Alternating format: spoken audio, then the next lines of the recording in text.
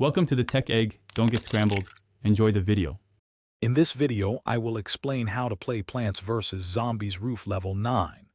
This level presents unique challenges with its sloped terrain and airborne threats.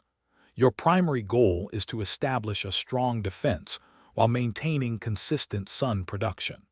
Focus on protecting your key attacking plants with robust defenders.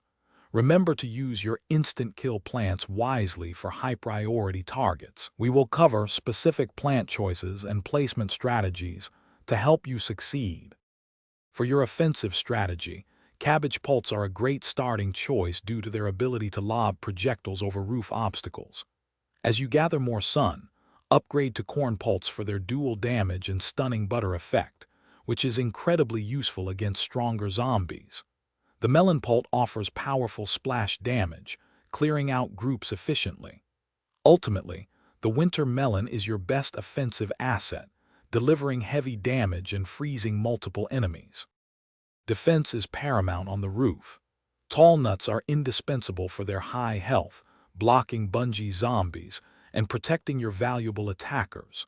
Pumpkins offer an excellent way to shield any plant, absorbing significant damage before your plant is harmed. Don't forget coffee beans if you plan to use powerful mushrooms during the day. The imitator can also be a game changer, allowing you to quickly deploy a second critical plant when needed most. When placing your plants, always position sun producers in the safest back rows, shielded by your strongest defenders. Umbrella leaves are crucial for protecting against bungee zombies and projectiles from catapult zombies.